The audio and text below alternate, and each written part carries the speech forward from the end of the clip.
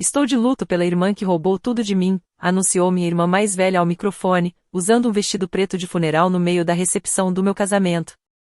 Ela colocou uma coroa de flores em homenagem aos mortos, com meu nome escrito em dourado, sobre a mesa de presentes, enquanto 200 convidados observavam em silêncio. Você ficou com a casa da mamãe e do papai. Você ficou com o que deveria ser meu. Metade ainda é minha. E todo mundo aqui merece saber que tipo de mulher você realmente é. Eu não chorei. Não falei nada. Apenas coloquei minha taça de champanhe sobre a mesa. Ela continuou falando cada vez mais alto, certa de que a sala já estava do lado dela. Meu marido nunca a interrompeu. Ele simplesmente caminhou até o fundo do salão, em direção à tela que tínhamos alugado para homenagear nossos pais. O que ela não sabia era que nossos pais tinham se preparado para aquele momento exato anos antes, muito antes de ela sequer vestir aquele vestido. Meu nome é Tracy Milliken. Tenho 33 anos. Se você já foi acusado publicamente por alguém da sua própria família enquanto as pessoas que deveriam ter te protegido ficaram em silêncio, deixe um comentário e diga de onde você está assistindo. Inscreva-se, porque o que apareceu naquela tela esvaziou o salão mais rápido do que qualquer discussão poderia conseguir. Para entender o que apareceu naquela tela, você precisa entender um cheque dobrado dentro de um cartão de aniversário, 13 anos antes. Mas um cheque só significa alguma coisa quando você conhece a família que o escreveu. Então, vou começar pela casa. A casa fica na Mapler Drive, em Westerville, Ohio, um subúrbio ao norte de Columbus, onde as árvores são mais antigas que as hipotecas. 3 quartos, uma fachada de tijolos e uma porta da cozinha que emperra em julho. Meus pais compraram a casa em 1992, um ano antes de eu nascer, e passaram 23 anos pagando por ela. Quando o último pagamento foi feito, em 2015, eles comemoraram com um bolo simples de supermercado. Sem festa, sem viagem. Meu pai comeu 2 pedaços e disse que a cobertura estava melhor do que a das padarias. Minha mãe disse que ele não tinha nenhum padrão. E essa foi toda a comemoração. Esse era o tipo de pessoa que eles eram. Meu pai, Gordon, trabalhou no depósito por 30 anos e depois começou a fazer entregas quando o trabalho no depósito não era suficiente. Minha mãe, Linda, trabalhava meio período em uma loja de tecidos em tempo integral tentando impedir que todo mundo brigasse. No chaveiro deles havia um pequeno símbolo de bronze de Ohio, com as bordas gastas pelo dedo do meu pai. Ele carregou aquele chaveiro todos os dias da vida. Esse chaveiro está na minha mesa da cozinha agora. Minha irmã diz que eu roubei. As chaves, a casa, tudo. As chaves abrem a casa.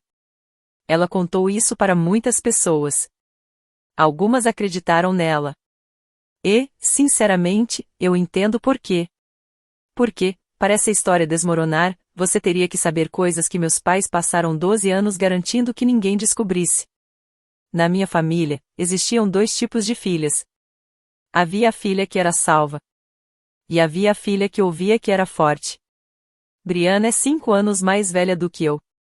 Enquanto crescíamos, as emergências dela sempre davam um jeito de aparecer na minha agenda.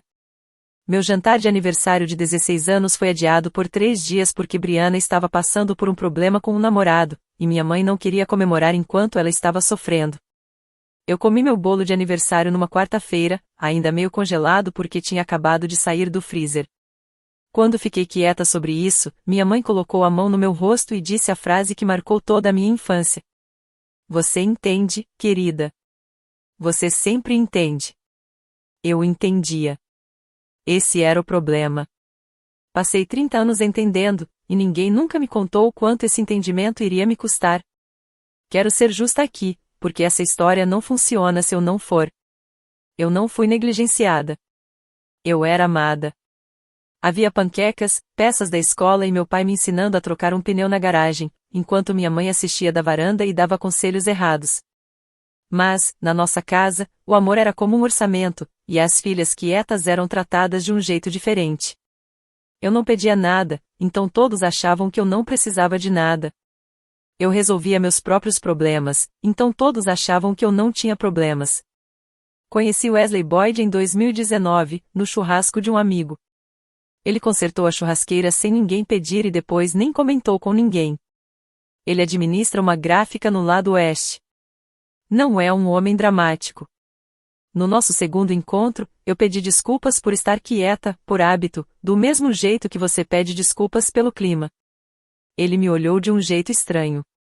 Comigo, você não precisa merecer o silêncio, ele disse. Você pode simplesmente ficar em silêncio. Naquela noite, cheguei em casa e chorei. Eu não saberia dizer por quê. Agora eu sei. Finalmente, alguém tinha me oferecido alguma coisa sem colocar uma cobrança junto.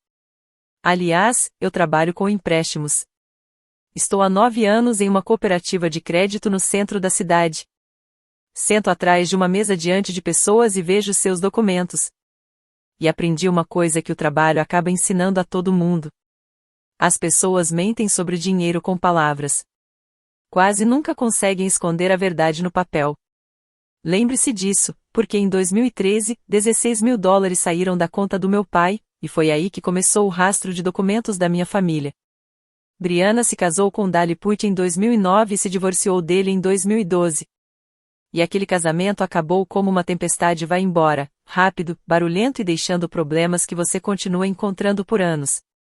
No caso dela, os problemas eram uma pilha de cartões de crédito conjuntos que Dali tinha usado até o limite e um acordo de divórcio que colocou metade da dívida no nome dela.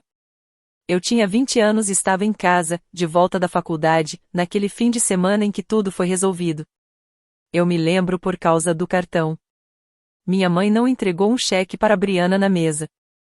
Ela achava que seria muito grosseiro.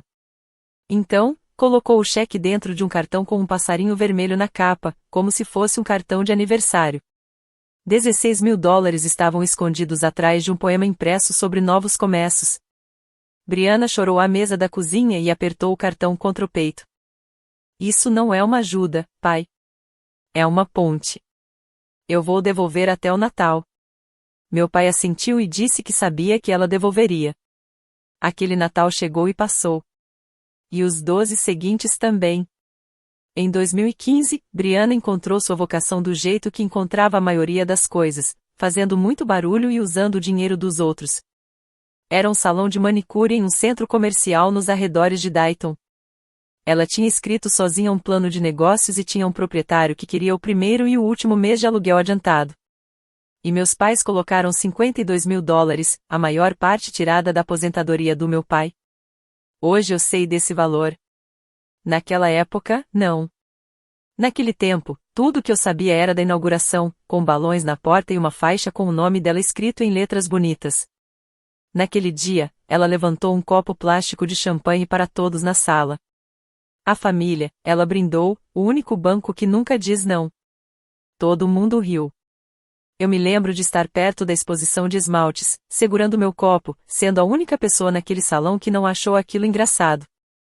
Não porque eu soubesse o que aconteceria no futuro, mas porque eu já tinha visto o passado. Foi a coisa mais verdadeira que minha irmã já disse em público. E ela disse como se fosse uma piada. No ano seguinte, o salão precisou de mais 18 mil dólares para continuar aberto. Mesmo assim, fechou em 2017, e o fechamento custou mais 9 mil dólares aos meus pais. O aluguel que ela não conseguia cancelar, o empréstimo dos equipamentos e todas as outras coisas que ficaram pendentes. A placa foi retirada da fachada da loja e, de alguma forma, acabou na garagem dos meus pais, encostada com a frente virada para a parede, ao lado da caixa de ferramentas do meu pai, como se eles estivessem guardando aquilo para ela. Ficou lá durante anos. Ninguém nunca falou sobre isso. Depois disso, vieram outros pequenos resgates. Um financiamento de carro foi pago, cartões de crédito de novo, e um depósito para alugar uma casa quando ela precisou se mudar. Eu não sabia os valores. Não era para eu saber. Meus pais cuidavam dessa parte da nossa família como uma empresa de serviços públicos cuida dos seus canos subterrâneos, tudo escondido, longe dos olhos, e só percebíamos quando alguma coisa vazava. E vazou uma vez em 2019. Estávamos jantando no domingo, e Brianna comentou, de um jeito casual demais, que o problema dela estava resolvido. Minha mãe lançou para ela um olhar que poderia até parar o trânsito. Mais tarde, enquanto eu secava a louça, perguntei diretamente ao meu pai. Que problema? Quanto foi dessa vez? Ele nem levantou os olhos da panela que estava esfregando. Está resolvido, Tracy. Não transforme isso em um problema. Resolvido. Minha infância inteira estava dentro dessa palavra. Os problemas da nossa família não eram realmente resolvidos. Eles eram apenas resolvidos. Isso significava que alguém absorvia tudo em silêncio para que o resto de nós pudesse continuar passando as batatas na mesa. Eu parei de perguntar. Essa é a parte de que mais me arrependo. E quero ser honesta sobre isso, porque 2 semanas depois eu tive a chance de entender tudo, mas fechei aquilo com minhas próprias mãos. Eu tinha passado na casa dos meus pais para devolver uma travessa. Ninguém estava em casa. E ali, sobre o balcão da cozinha, ao lado da fruteira, estava o talão de cheques do meu pai, aberto na parte onde ele registrava os pagamentos. Eu não estava bisbilhotando. Aquilo simplesmente estava ali. Como quando o prontuário médico de um desconhecido está na sua frente. E meus olhos fizeram o que os olhos fazem. Na coluna de observações, escrita com a letra pequena e inclinada do meu pai, aparecia a mesma coisa, linha após linha, após linha. Empréstimo B. Empréstimo B. Empréstimo B. Eu não contei as linhas. Não somei os valores. Fiquei parada na cozinha dos meus pais, segurando uma travessa. Então fechei o talão de cheques, coloquei a fruteira em cima dele e disse a mim mesma que aquilo não era da minha conta. Na primeira vez que vi aquela letra, eu fechei o livro. Na última vez que a vi, 200 pessoas estavam lendo aquelas mesmas palavras em uma tela de 12 pés. Eis quanto aquelas linhas do talão de cheques realmente custaram. E eu não estou falando do dinheiro. Em 2017, meu pai fez 65 anos. Ele já falava em se aposentar havia 2 anos. Não tinha grandes planos, apenas planos simples e reais. Minha mãe mantinha preso na geladeira um folheto de viagem para a costa do Golfo da Flórida, daqueles que você recorta do jornal de domingo, com uma foto de areia branca e um guarda-sol. Ela mesma tinha recortado. O folheto ficava ali, preso por um ímã de abacaxi, como uma promessa. Naquele outono, o salão estava acabando e os cheques continuavam saindo. Então, meu pai aceitou um novo contrato de entregas em vez de fazer uma festa de aposentadoria. Eu estava lá no dia em que ele colocou a nova escala de trabalho na geladeira. Ele alisou o papel e ele cobriu completamente o folheto da Flórida. "Mais alguns anos não vão me matar", ele disse. Minha mãe não respondeu. Ela passou o braço por cima do ombro dele, tirou o folheto debaixo da escala, dobrou ao meio e colocou na gaveta de coisas velhas. Ela não disse uma palavra. Esse era o jeito da minha mãe de lidar com a tristeza, guardar tudo em algum lugar onde ninguém pudesse tropeçar. Encontrei aquele folheto de novo depois do funeral dela. Ainda estava dobrado, com a marca da dobra já bem gasta. Não vou dizer como aquilo me fez sentir. Você já sabe. Meu pai continuou fazendo entregas por mais 5 anos, dos 65 aos 70. Acordava cedo, trabalhava nas docas de carga e tinha um ombro machucado que ele fingia não sentir. E, em 2021, chegou a vez da minha mãe pagar o preço. O joelho dela já vinha piorando havia algum tempo. Dava para perceber pelo jeito como ela descia as escadas. 1 degrau, os 2 pés. 1 degrau, os 2 pés. O médico marcou uma cirurgia para colocar uma prótese. Então, naquele ano, aconteceu alguma coisa com Brianna que exigiu $24.000. E, de repente, a cirurgia foi adiada para o ano seguinte. Quando insisti no assunto, minha mãe me dispensou com a mesma alegria que ela usava como uma porta para encerrar conversas. Joelhos podem esperar. Família não. A bengala apareceu perto da porta da cozinha naquela primavera. Meu pai mesmo a fez na garagem. Era de madeira boa, bem lixada, com uma pequena letra L entalhada perto do cabo. Ele tinha muito orgulho daquele detalhe. Minha mãe usou aquela bengala durante os últimos 3 anos de vida.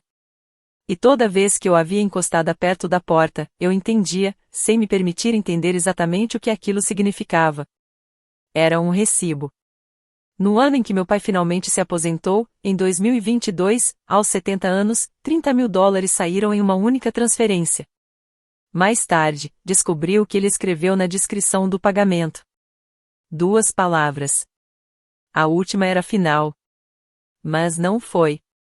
O último veio em novembro de 2023, e eu quase entrei no meio de tudo. Eu tinha ido até lá numa terça-feira à noite para devolver uma panela, e o carro de Brianna estava na garagem. Aquilo era estranho para uma noite de semana. Ela morava a mais de 1 hora de distância, em Dayton. A luz da cozinha estava acesa e, pela janela acima da pia, eu conseguia ver os 3 sentados à mesa. Meu pai estava usando os óculos de leitura. Havia uma única folha de papel entre eles, junto com uma caneta. Minha mãe estava sentada bem reta, com as mãos juntas, que era o jeito dela de não gritar. E Brianna enxugava os olhos com a parte de trás da mão. Eu fiquei parada na entrada, segurando uma panela, e todos os instintos que aprendi durante a vida me diziam a mesma coisa de sempre. Isso está sendo resolvido. Não transforme isso em um problema. Coloquei a panela no banco da varanda e fui embora sem bater na porta. Minha mãe ligou naquela noite para agradecer pela panela. A voz dela estava leve de propósito, como um curativo bem colocado. Terminamos de escrever, querida, ela disse. É só isso que você precisa saber. Eu achei que ela estava falando dos cheques. Achei que meus pais finalmente tinham encerrado aquela conta de 12 anos de resgates. E, de certa forma, eu estava certa. Eu só não sabia que, naquela mesa naquela noite, alguém estava escrevendo outra coisa. Levei 18 meses para descobrir o que. Uma semana depois, meu pai me chamou para ir até a garagem. Só eu. Ele tinha uma caixa de arquivos sobre a bancada, fechada com fita adesiva e depois fechada com mais fita. Uma segunda faixa tinha sido colocada perfeitamente sobre a primeira, porque meu pai nunca confiava em ter apenas uma coisa. Em cima da caixa, dentro de um saquinho plástico com fecho, havia um pequeno cartão de memória. Também notei o celular dele, apoiado contra a caixa de ferramentas, apontado para a velha cadeira de madeira que ele mantinha ali. Achei que ele estivesse assistindo a vídeos enquanto trabalhava. Não pensei mais nisso por 2 anos e meio. Isso fica com você, ele disse, colocando a caixa nos meus braços. Ela era mais pesada do que parecia. Pai, o que é isso? Papéis. Ele limpou as mãos com um pano, sem pressa. Você não abre isso. Só se sua irmã disser a palavra. Se ela te chamar de ladra. Então ele olhou para mim, e havia algo no rosto dele que eu nunca tinha visto antes. Não era raiva. Era preparação. Se esse dia nunca chegar, você queima tudo, e eu vou ficar feliz. Eu dei uma risadinha, porque não sabia o que mais fazer. Por que Brianna me chamaria de ladra? Meu pai pegou o pano de novo, mesmo com as mãos já limpas. Porque um dia, ele disse, o banco vai fechar. Coloquei a caixa na prateleira mais alta do meu armário e torci para conseguir queimá-la algum dia. Meu pai morreu antes de descobrir que tinha previsto o futuro exatamente como aconteceu. Minha mãe foi primeiro. Junho de 2024. Insuficiência cardíaca, aos 68 anos.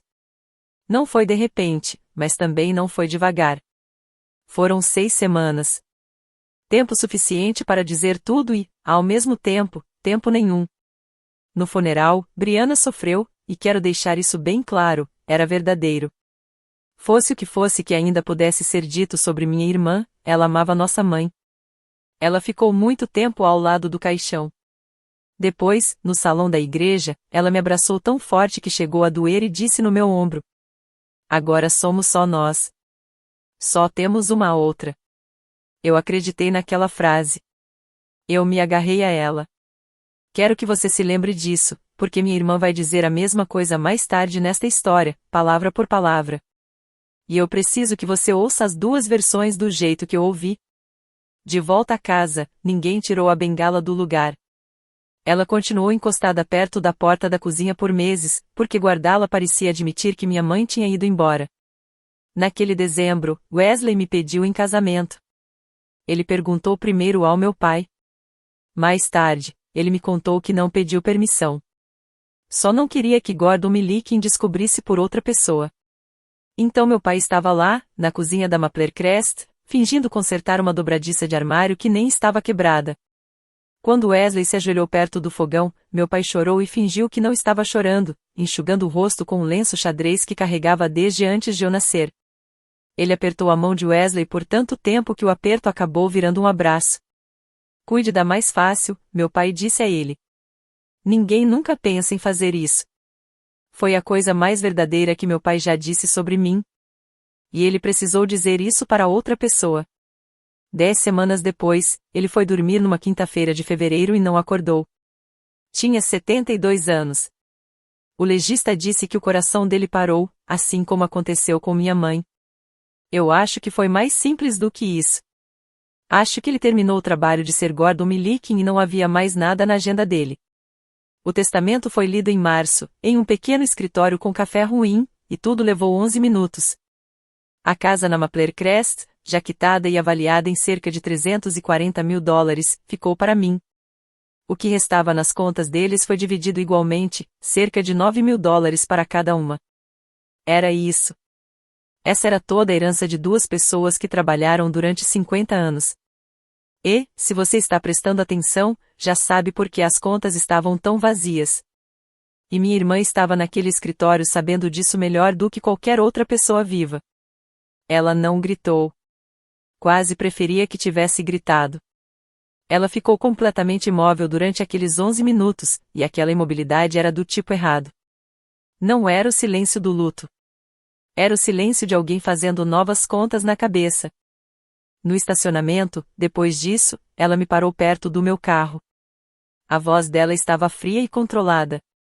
Papai e mamãe nunca fariam isso sozinhos, ela disse. Nós duas sabemos de quem foi essa ideia. Ela entrou no carro e voltou para Dayton. Eu fiquei ali segurando o pequeno símbolo de bronze de Ohio, que a assistente do advogado tinha me entregado dentro de um envelope, como se não fosse nada. Como se fosse apenas um papel de guarda-volumes. E não a marca do dedo do meu pai em toda aquela vida.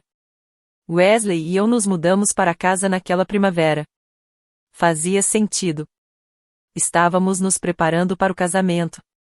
A casa era minha, e deixá-la vazia parecia abandonar um posto. Na primeira noite, dormi no meu antigo quarto, porque ainda não conseguia dormir no quarto dos meus pais. Fiquei ouvindo a porta da cozinha emperrar e depois soltar com o vento. As mensagens de Brianna começaram educadas. Depois deixaram de ser educadas e viraram contas. Não estou pedindo caridade.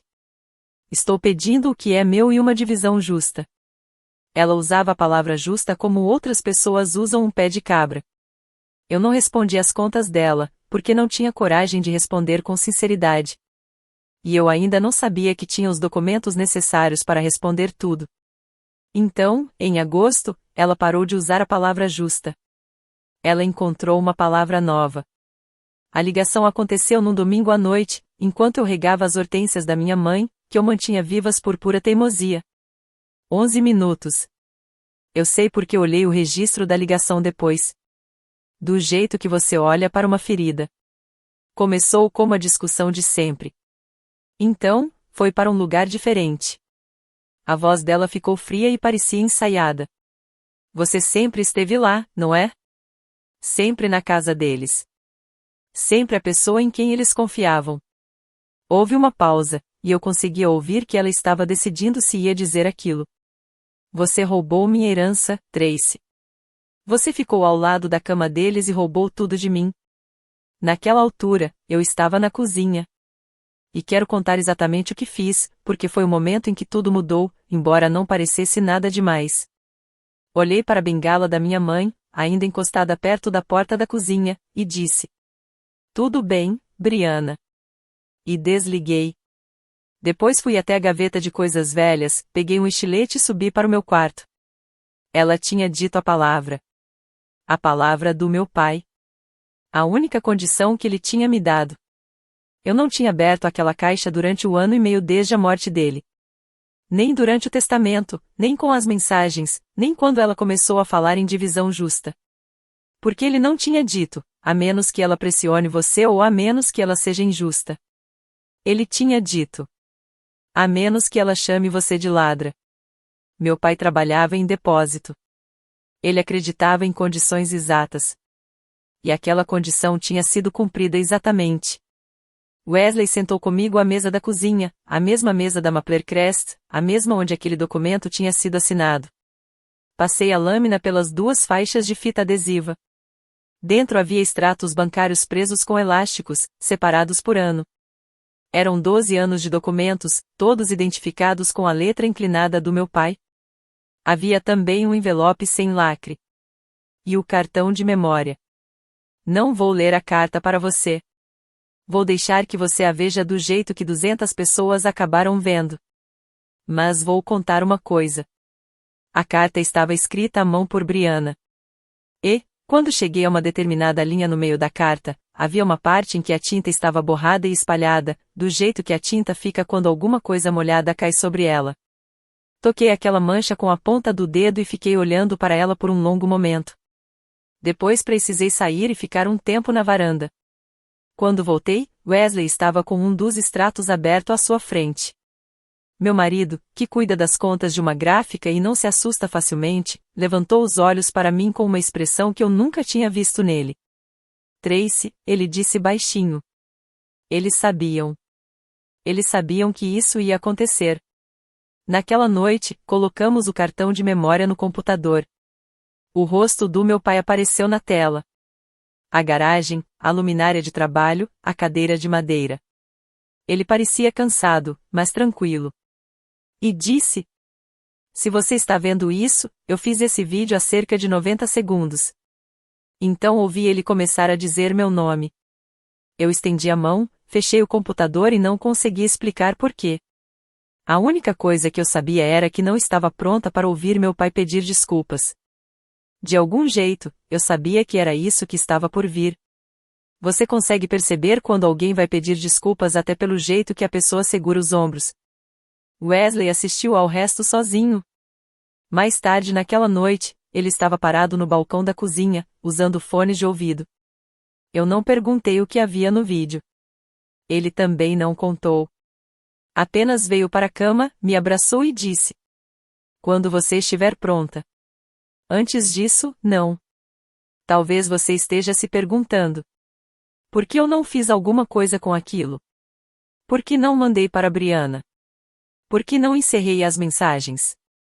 Por que não acabei com toda aquela campanha com um único e-mail? Eu pensei nisso. Então, em novembro, descobri que aquela campanha estava muito mais avançada do que eu imaginava. Naquele ano, o jantar de ação de graças seria na casa da minha prima Renée. Entrei pela porta lateral mais tarde, carregando uma travessa de purê de batatas, e o corredor até a sala de estar me deixou a uns 3 metros de uma conversa que eu não deveria ouvir. Era a voz de Brianna, baixa e íntima, falando com nossa tia e 2 dos primos mais velhos. Pensem bem. Quem tinha as chaves? Quem estava sempre naquela casa? No final, eu nem conseguia ficar sozinha com eles. Nunca tive essa chance. Alguém murmurou alguma coisa em tom de solidariedade. E eu fiquei parada naquele corredor, segurando uma travessa com quase 20 quilos de batatas, entendendo 2 coisas ao mesmo tempo. Ela não estava se preparando para uma discussão comigo. Ela estava formando um júri. E a segunda coisa, a que realmente me assustou, era que ela acreditava naquilo. Dava para ouvir. Em algum momento daquele último ano, minha irmã contou aquela versão para si mesma tantas vezes que aquilo deixou de ser uma história e virou uma lembrança para ela. Ela nunca contratou um advogado, por sinal. Dizia às pessoas que não queria levar a família para a justiça. Acho que a verdade é mais simples. Tribunais pedem documentos. Salas de estar, não. Entrei na sala, servi as batatas e não disse nada. No caminho de volta para casa, Wesley finalmente fez a pergunta. Você quer mostrar para eles? As tias? A Renée? Qualquer um deles. Fiquei pensando durante um longo trecho da estrada. Não, eu disse. Meu pai não me deixou uma arma. Ele me deixou uma fechadura. Ela só abre se ela me obrigar a abrir. A caixa voltou para a prateleira do meu armário. Ficava na altura dos meus olhos todas as manhãs, mas fora das minhas mãos. Eu achava que meu silêncio era uma porta que eu estava deixando aberta para ela. Uma chance de voltar atrás. Ela achava que meu silêncio era prova de que não havia nada escondido ali. Seja sincero comigo. Se aquela caixa estivesse na prateleira do seu armário, você teria ficado em silêncio por tanto tempo quanto eu? Conte nos comentários, porque penso nisso todos os dias desde então. Depois disso, a pressão não veio de Brianna. Essa é a parte que ninguém avisa. Ela veio de todas as pessoas com quem ela já tinha conversado. Minha tia Charlene, irmã mais nova da minha mãe, tinha 66 anos. Era uma mulher realmente bondosa, tinha telefone fixo e opiniões fortes. Ela me ligou em março, enquanto eu estava em cima de um pequeno pedestal de prova em uma loja de vestidos de noiva, com alfinetes prendendo meu vestido. Atendi porque era Charlene. E você sempre atende às ligações da Charlene. Querida, eu não estou tomando partido, ela começou. Que é exatamente como todo mundo anuncia o lado que já escolheu. Mas essa história da casa está destruindo sua irmã. Sua mãe e seu pai gostariam que vocês dividissem tudo igualmente. Ela ainda é sua irmã, querida. Casas vêm e vão. Irmãs, não. Eu estava ali, vestida de branco, olhando para meu reflexo em um espelho de 3 partes, ouvindo uma mulher que me amava repetir uma versão dos meus pais que vinha de outra pessoa. Eu entendo, tia Charlene, respondi. E eu entendia. Essa era a parte assustadora. Charlene não estava mentindo. Charlene era uma boa pessoa, apenas estava carregando adiante uma história sem nunca ter conferido se era verdade. O verdadeiro talento da minha irmã nunca foi a crueldade. Era conseguir pessoas para ficar do lado dela. Na Páscoa, toda a família já estava envolvida, de forma gentil e constante, sempre usando a mesma frase. Pelos seus pais. O jantar de Páscoa foi na casa da René novamente, e tudo foi educado do jeito que um tribunal é educado. Alguém fez uma oração e agradeceu a Deus por a família continuar unida mesmo nos momentos difíceis, e depois olhou para mim. Naquela noite, sozinha à mesa da cozinha da Mapler Crest, 4 semanas antes do meu casamento, eu desabei. Não de forma barulhenta. Eu não sou assim quando desabo.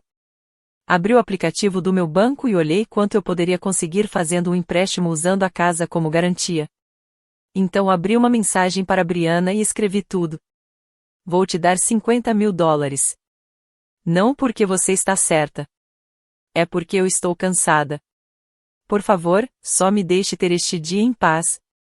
Quero que você entenda que eu não estava fraca naquele momento. Eu estava fazendo aquilo que minha família me ensinou a fazer. Eu tinha visto meus pais fazerem a mesma coisa umas 10 vezes. Eu estava colocando um preço no silêncio. $50.000 por um casamento tranquilo e um acordo de paz. Meu pai pagou mais do que isso só em 2015. Pelos padrões da família Milikin, era uma pechincha. Meu dedo estava sobre o botão de enviar. O cursor piscava no final da palavra dia. Então Wesley desceu para pegar um copo de água e viu a tela. Ele não pegou meu celular. Não me deu sermão. Puxou a cadeira em frente à minha, sentou e fez uma pergunta com a mesma voz que usa para perguntar se precisamos comprar leite. Se você mandar isso, o que está comprando? Ele deixou a pergunta no ar. E quem ensinou você a pagar esse preço? Eu não respondi. Levantei, fui até o armário e trouxe a caixa. Dessa vez, eu abri. Peguei os extratos e comecei a analisá-los. De verdade. Pela primeira vez, não como provas, mas como um diário. 12 anos de anotações feitas pelo meu pai. Empréstimo. Empréstimo. B. Nos últimos anos, as anotações ficaram cada vez menores, como se ele estivesse ficando sem forças. A transferência de 2022. Última. E depois a final. Novembro de 2023. $21.500.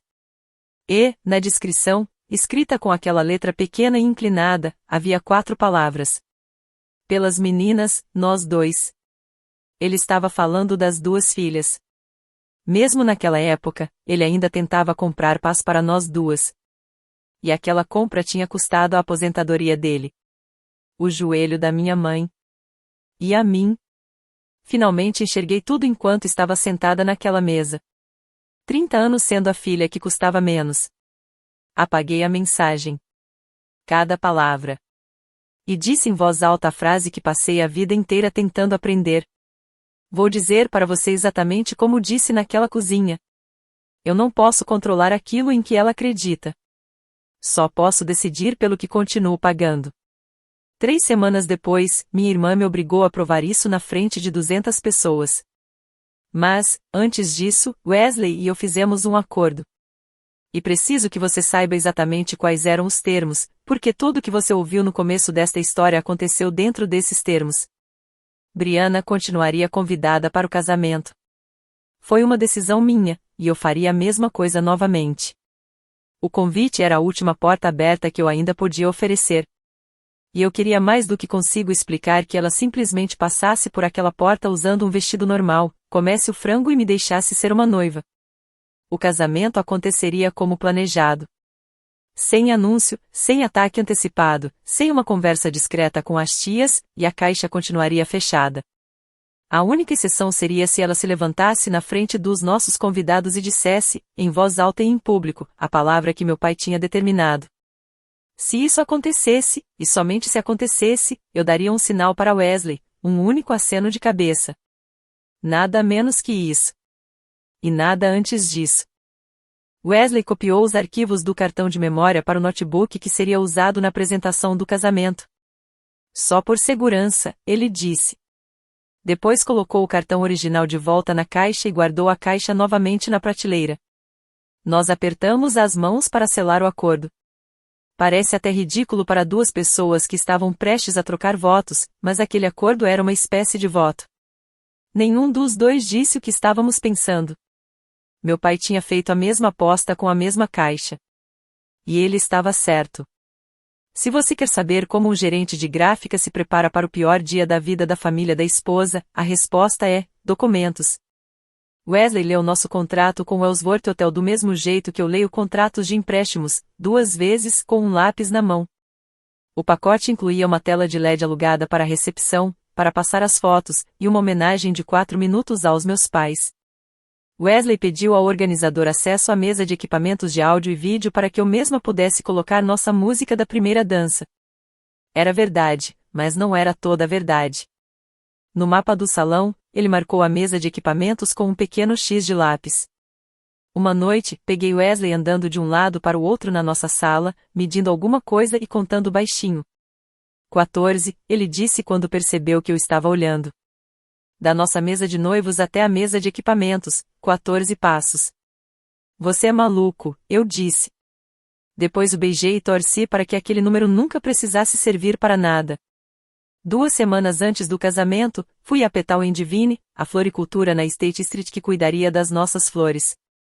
Mara, a dona, administra aquela loja há tanto tempo quanto consigo me lembrar.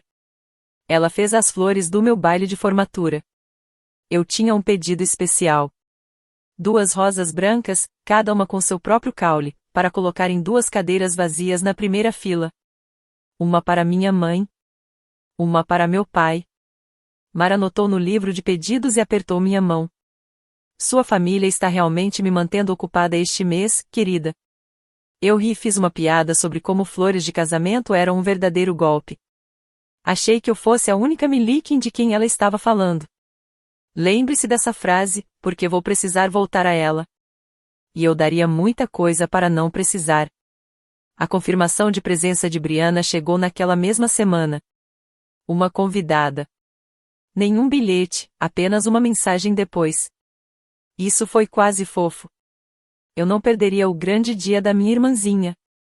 Vejo você em 2 de maio. Durante o mês inteiro, ela ficou em silêncio. Nenhuma mensagem sobre a casa. Nenhuma ligação das tias. Nada.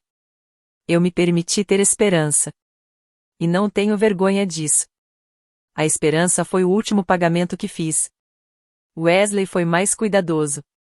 Ele não disse nada, mas percebi que confirmou o acesso aos equipamentos 2 vezes. Agora eu entendo o silêncio dela. Não era um acordo de paz. Era alguém ensaiando suas falas. Sábado, 2 de maio de 2026, foi aquele tipo de dia de primavera em Ohio que você pediria com um ano de antecedência e mesmo assim provavelmente não conseguiria. Nós conseguimos. A cerimônia foi às 3 da tarde, no jardim do hotel. Sol, dogvol florido, uma brisa tranquila. Brianna não estava lá, e eu tomei uma decisão enquanto estava atrás do arco, segurando meu buquê. Não deixaria a cadeira vazia dela ser a lembrança que eu levaria daquele dia. Meu buquê, aliás, escondia uma coisa. O chaveiro de bronze de Ohio do meu pai, preso aos caules por Mara. Algo velho. Casei com Wesley Boyd às 3h20 da tarde. E, por algumas horas, quero que você saiba que eu tive aquilo. A versão simples e tranquila. Eu era apenas uma noiva. Seja lá o que mais essa história seja, eu tive o direito de viver aquele momento. E ela não pode tirar isso de mim depois. A recepção começou às 6 da tarde, no salão do hotel. Jantar, brindes e, depois, a homenagem. 4 minutos dos meus pais na tela grande. Meu pai usando sua jaqueta de entregas. Minha mãe na loja de tecidos, rindo de alguma coisa fora da câmera. O bolo simples de supermercado de 2015. As pessoas choraram, mas de um jeito bonito. A tela ficou preta, a banda voltou a tocar e o salão respirou novamente, transformando-se em uma festa. Brianna entrou às 8 da noite. Por muito tempo, eu disse a mim mesma que ela apenas estava atrasada. Só meses depois me permiti fazer as contas. Ela perdeu a homenagem por menos de 1 hora. Ela não tinha ficado presa no trânsito vindo de Dayton. Ela tinha evitado estar naquela sala enquanto os rostos dos nossos pais apareciam naquela tela. Ela entrou pelas portas duplas no fundo do salão. As pessoas perceberam sua presença aos poucos, mesa por mesa, como um campo percebe a chegada de uma mudança no tempo. Ela usava um vestido preto até o chão. Não era um preto de festa. Era preto de funeral. Gola alta, mangas compridas, o tipo de vestido que você usa para enterrar alguém. Nos braços, ela carregava algo de um jeito solene. Uma coroa de flores funerária, lírios brancos, mosquitinhos e uma fita de cetim preto com letras douradas. A banda continuou tocando por mais 4 ou 5 compassos. Então parou. Ela atravessou sozinha o piso de madeira. O som dos saltos era a única coisa que se ouvia no salão. Eu vi 200 conversas morrerem no tempo que ela levou para atravessar o salão. Ela parou no meio da pista e sorriu para mim. Esse foi o detalhe que eu não consegui entender naquele momento. Aquele sorriso. Então ela se virou para a banda e falou alguma coisa com o líder. Seja gentil como uma madrinha. Ele entregou o microfone para ela, porque é isso que os líderes de banda fazem quando alguém da família pede para dizer algumas palavras. Ela ficou de frente para o salão. Deixou o silêncio ficar confortável. Agora somos só nós, ela começou, e sua voz falhou na medida certa. Minha irmãzinha e eu. Só temos uma outra. E é por isso que isso é tão difícil. Palavra por palavra. As mesmas palavras do funeral da nossa mãe, agora usadas como uma arma. E eu era a única pessoa naquele salão que conseguia ouvir o roubo escondido nelas. Estou de luto esta noite, ela disse. Estou de luto pela irmã que roubou tudo de mim. Ela caminhou até a mesa de presentes enquanto o salão permanecia imóvel. Passou pela caixa onde os convidados colocavam os cartões. Passou pelas caixas embrulhadas em papel prateado. Então colocou a coroa de flores entre os meus presentes de casamento. Virou a fita para que as letras douradas ficassem voltadas para os convidados. Tracy. Depois colocou um vaso de lírios funerários com meu nome no meio dos meus presentes de casamento, arrumado como se pertencesse àquele lugar, como se fosse apenas mais um presente. Você ficou com a casa da mamãe e do papai, ela disse, virando-se para mim. Você ficou com o que deveria ser meu. Metade ainda é minha. E todo mundo aqui merece saber que tipo de mulher você realmente é. Eu não chorei. Não falei nada. Coloquei minha taça de champanhe sobre a mesa, e o vidro fez um pequeno som claro quando encostou na madeira. Eu senti aquele som até nos dentes. E é aqui que preciso contar como estava o salão, porque essa é a parte que quase acabou comigo. 200 pessoas não reagem todas do mesmo jeito. A mesa dos meus colegas de trabalho ficou completamente imóvel. A mãe de Wesley apertava o guardanapo com tanta força que parecia estar sufocando o tecido. 2 celulares apareceram, já gravando tudo. Meu tio Pat, do outro lado do salão, falou. Bri, vamos lá. Pelo menos espera até depois do jantar. Minha irmã nem virou a cabeça. Depois do jantar? Quem vai estar ouvindo? Mas, entre as mesas do meio, nas mesas da família, eu vi outra reação. Os acenos. Pequenos acenos. Uma prima se inclinando para falar com o marido. E, em algum lugar atrás de mim, ouvi um sussurro, dito de um jeito cuidadoso bastante para chegar até meus ouvidos. Bom, ela realmente ficou com a casa inteira. 6 meses de jantares de ação de graças e ligações tinham criado raízes exatamente como minha irmã queria. Ela não tinha levado uma acusação para o meu casamento. Ela tinha levado uma colheita. Minha tia Charlene chegou a se levantar um pouco da cadeira, com uma mão sobre o peito. Depois voltou a se sentar. Porque 66 anos tentando manter a paz não desaparecem em uma única noite. Briana percebeu o clima da sala como uma artista percebe seu público. Sentiu a divisão. E foi ainda mais longe. A casa vale $340 mil. Ela disse a todos que tinha pedido metade da casa para mim. 170 mil. Com calma, com respeito, durante um ano. E que eu a tinha excluído, assim como tinha feito durante os últimos anos de vida dos nossos pais. Parte daquilo era mentira. Parte era apenas matemática. E tudo foi dito de maneira muito convincente. E aquela calma era uma confissão por si só, se alguém soubesse perceber.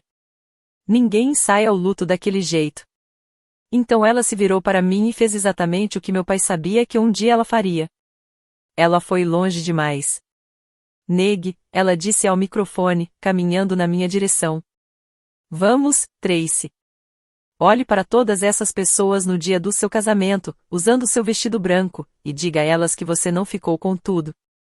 O salão se virou para mim como se fosse uma única lente. Eu conseguia sentir, a cada segundo, o preço do meu silêncio. Vi uma mulher na mesa 11 decidir que eu era culpada. Vi o rosto dela se fechar, como uma bolsa sendo fechada. Minha irmã também viu. Ela achou que estava me vendo afundar. Mas estava me vendo cumprir uma promessa. Olhei para além dela, para meu marido, e fiz um aceno de cabeça. Uma única vez. Wesley se levantou, fechou o botão do paletó e caminhou os 14 passos. Minha irmã ainda segurava o microfone quando a tela se acendeu atrás dela. Durante os 4 segundos, ela achou que alguém tinha esbarrado na apresentação de fotos.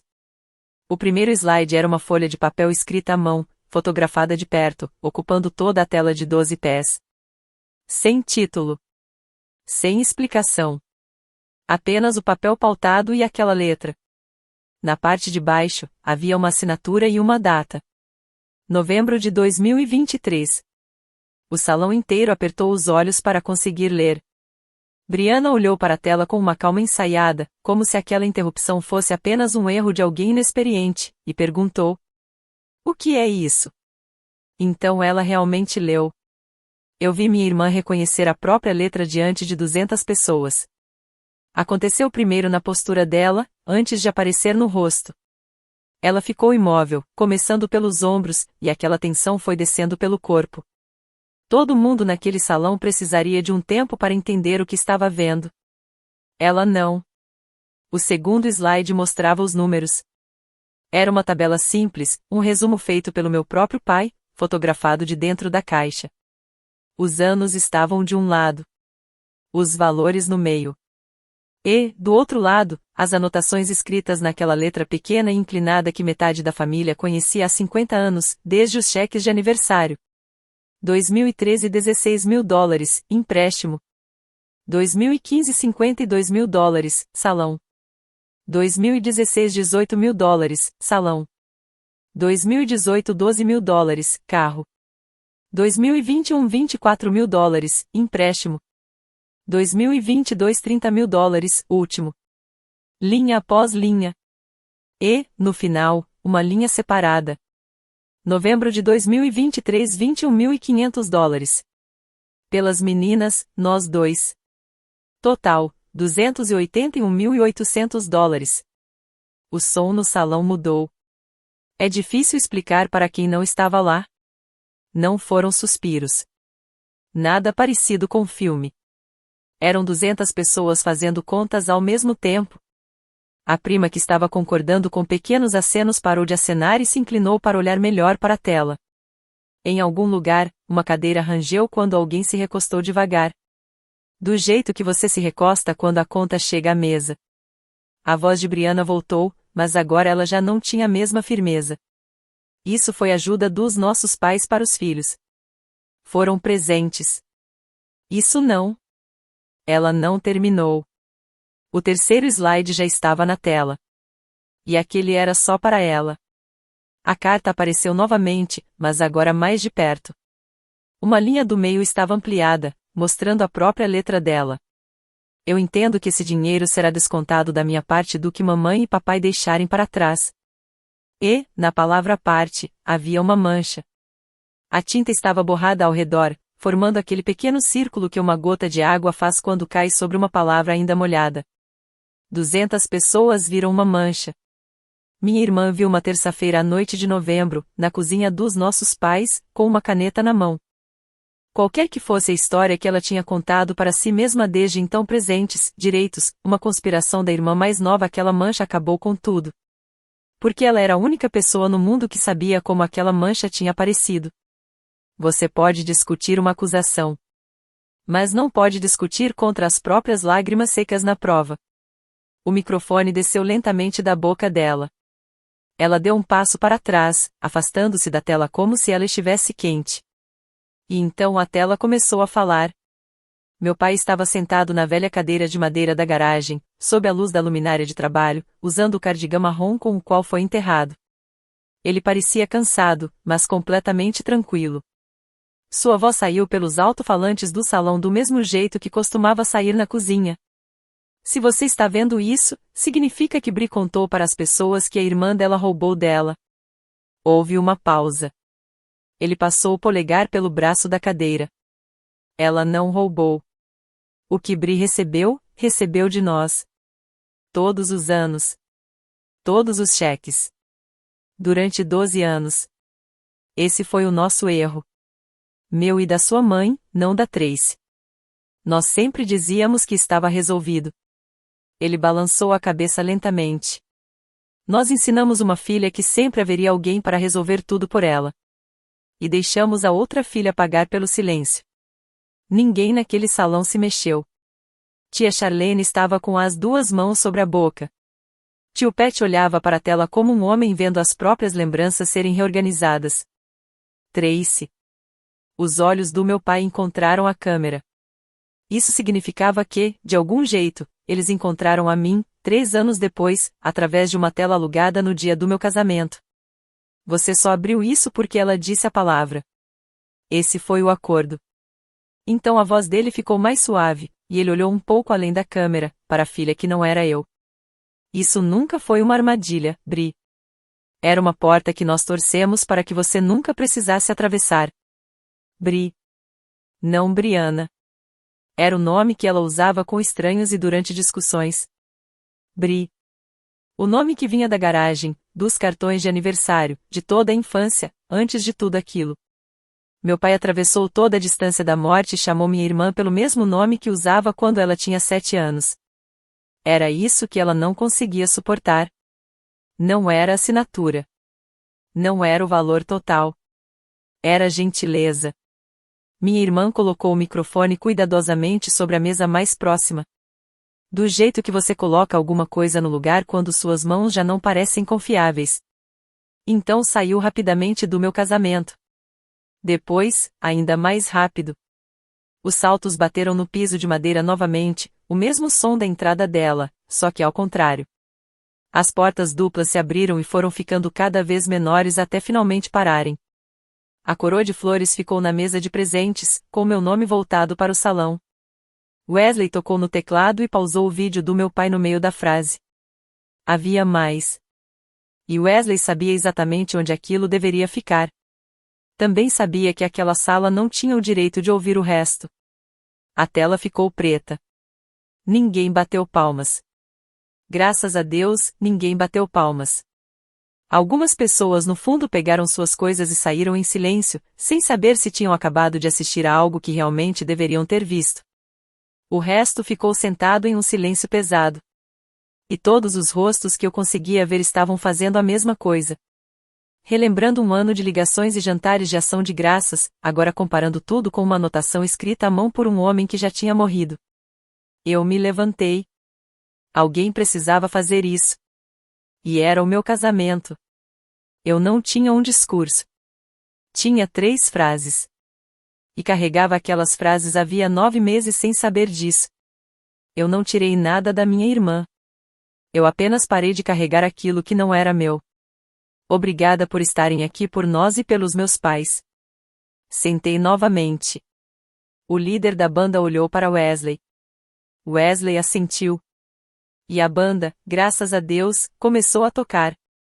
Fizemos nossa primeira dança às 9 da noite, com a música que tínhamos escolhido um ano antes. O salão estava talvez 40 pessoas mais vazio e 45 quilos mais pesado. Não era o casamento que eu tinha planejado. Mas era meu. Essa era a coisa que ela nunca entendeu e que estava sobre aquela mesa. Nós dançamos. As 2 rosas brancas estavam sobre as 2 cadeiras vazias na primeira fila. E mantive os olhos nelas durante quase toda a música. Depois, tia Charlene me encontrou perto da mesa do bolo. Ela parecia 10 anos mais velha do que na Páscoa. Segurou minhas 2 mãos, e seu queixo tremia. Eu só conseguia entender o que ela me disse.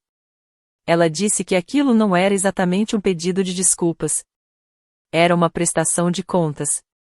Apertei as mãos dela e aceitei aquilo exatamente pelo que valia. Era mais do que nada, mas menos do que um ano da minha vida. À meia-noite, no nosso quarto de hotel, com meu vestido jogado sobre uma cadeira e o último grampo finalmente fora do meu cabelo, meu celular acendeu. Era um número que eu conhecia. Mara, da Petal Divine. Tracy, sinto muito. Acabei de saber o que aconteceu hoje à noite. Se eu soubesse para que era aquele pedido, nunca teria aceitado. Ela veio pessoalmente à loja 2 semanas atrás. Ficou na minha frente e soletrou seu nome para a fita. Ela disse que era para um memorial. Achei que alguém da sua família tivesse morrido. Li a mensagem 3 vezes. Wesley leu por cima do meu ombro e ficou completamente imóvel. 2 semanas. Enquanto ela me mandava mensagens sobre o meu grande dia. Ela tinha dirigido 1 hora desde Dayton, entrado na mesma loja que estava colocando o chaveiro do meu pai no meu buquê e soletrado meu nome. TRACY. Para uma fita de funeral. Ela pagou e marcou a data para buscar. 2 de maio. Não tinha acontecido nenhum momento repentino de tristeza. Nenhuma onda de emoção que tivesse surgido na minha recepção. Havia um formulário de pedido. O coração partido da minha irmã tinha um recibo, assim como tudo naquela família. Sua família está realmente me mantendo ocupada este mês, querida. Fiquei pensando nisso por muito tempo, sentada na beirada da cama do hotel, nas primeiras horas do meu casamento. Então fiz a única coisa que ainda faltava naquele dia. Abri o notebook e pedi para Wesley colocar o final do vídeo. Meu pai voltou à vida no meio de uma frase, sentado na garagem, usando seu cardigã. Wesley estendeu a mão e segurou a minha. Mais uma coisa, Tracy. Meu pai se inclinou um pouco em direção à câmera. Do mesmo jeito que ele se inclinava sobre o balcão quando queria ter certeza de que você realmente estava ouvindo. Ser a filha fácil nunca foi sua obrigação. Foi apenas a conta que deixamos você pagar. A casa é sua porque você nunca nos pediu nada. E isso foi culpa nossa, querida. Não tem nada a ver com o seu valor. Ele se recostou. Quase sorriu. Desligue isso agora. Vá dançar. A tela ficou preta. Dessa vez, eu deixei. Eu chorei. Chorei de verdade. Finalmente, nos braços do meu marido, na noite do meu casamento. Não por causa de Brianna. Mas por causa de um homem sentado em uma garagem, em novembro de 2023, colocando o celular sobre uma caixa de ferramentas e dizendo para uma câmera a frase que eu precisava ouvir durante toda a minha vida. Ele fez isso porque sabia que talvez não tivesse outra chance de dizer aquilo olhando nos meus olhos. E porque sabia que, algum dia, eu precisaria ouvir aquelas palavras mais do que eu jamais admitiria precisar de qualquer coisa. Ele estava certo sobre isso também. Se você já foi a pessoa fácil da sua família, aquela que nunca pedia nada e para quem ninguém perguntava nada, essa última parte é para você. As consequências, em famílias de verdade, não chegam como uma sentença. Elas vão se espalhando aos poucos. Os 2 celulares que gravaram minha recepção fizeram o que celulares fazem. E, na segunda semana de maio, todo mundo da família já tinha visto as anotações do meu pai, quadro por quadro. Ninguém organizou nada contra Brianna. Nada tão simples assim. Foi algo menor e pior. As pessoas simplesmente começaram a fazer perguntas para ela. Meu tio Pat, por exemplo, tinha emprestado dinheiro para ela 2 vezes ao longo dos anos, em segredo. E começou a perguntar sobre isso. René perguntou por que ela dizia que tinha sido afastada da casa, se o código da garagem nunca tinha mudado. Charlene pediu com calma que ela explicasse a carta. Minha irmã passou a vida inteira sendo perguntada de quanto precisava. Ela não tinha prática nenhuma em ter que dar explicações. Ela parou de responder. Não só para mim. Para todo mundo. A mulher que passou 1 ano montando um júri perdeu o interesse em tribunais no momento em que um deles finalmente apareceu. Ela me mandou exatamente uma mensagem em meados de maio. Não vou mais brigar pela casa. Sem pedido de desculpas. Sem mencionar a coroa de flores, o vestido ou os rostos dos nossos pais naquela tela. 7 palavras. E eu entendi que, para ela, aquilo representava uma distância enorme. Mas também estava muito longe de ser o suficiente. E as 2 coisas podiam ser verdade ao mesmo tempo. Eu não respondi. Algumas portas você não bate. Você simplesmente para de mantê-las abertas. Então, na última semana de maio, o envelope chegou à casa em Maple Crest. Não tinha remetente, mas eu reconheci a letra da minha irmã. O mundo inteiro tinha me visto provar isso. Dentro não havia nenhum bilhete. Apenas uma ordem de pagamento. $200. Fiquei parada diante do balcão da cozinha. Ri uma vez. Depois parei de rir. $200 contra 218 mil. Não era nada. Era apenas um erro de arredondamento comparado a um dos anos do salão. Mas também era a primeira dívida que minha irmã tinha pago com as próprias mãos para alguém em toda a vida. Eu ainda não sei o que isso significa. Talvez seja o começo de uma mudança nela. Talvez seja apenas uma encenação para uma única pessoa. Decidi que não preciso saber. Essa é a coisa sobre estabelecer um limite. Você deixa de ser responsável pelo que acontece do outro lado dele. Coloquei a ordem de pagamento na caixa, junto com os extratos, a carta e o cartão de memória. Depois coloquei a caixa de volta na prateleira. Meu pai tinha dito para queimá-la se aquele dia nunca chegasse. O dia chegou. Então ela fica. Não como uma arma, mas como um registro. Nessa família, finalmente aprendemos a diferença. No último domingo de maio, acordei cedo. A casa estava silenciosa. Um silêncio bom. O tipo de silêncio que Wesley me ensinou que eu não precisava merecer. Meu buquê de casamento já estava completamente seco na lavanderia. As flores estavam secas, parecendo papel. O chaveiro de bronze de Ohio do meu pai ainda estava preso aos caules. Havia um prego ao lado da porta da cozinha. Durante 3 anos, a bengala da minha mãe ficou encostada ali. Depois do funeral, finalmente levei a bengala para o andar de cima. Mas nunca tirei o prego. E, toda vez que eu passava por ele, sentia sua presença. Uma pequena lembrança afiada do preço que aquela família fez minha mãe pagar. Pendurei meu buquê nele.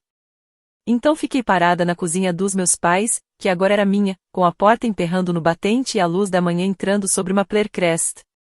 E senti alguma coisa finalmente se acomodar.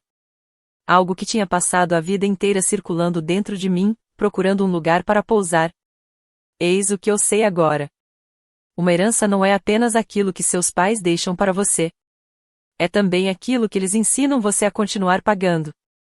Meus pais me deixaram uma casa, uma caixa e um padrão mais antigo que os 2. A casa eu vou manter. A caixa continua fechada. E o padrão terminou com mim,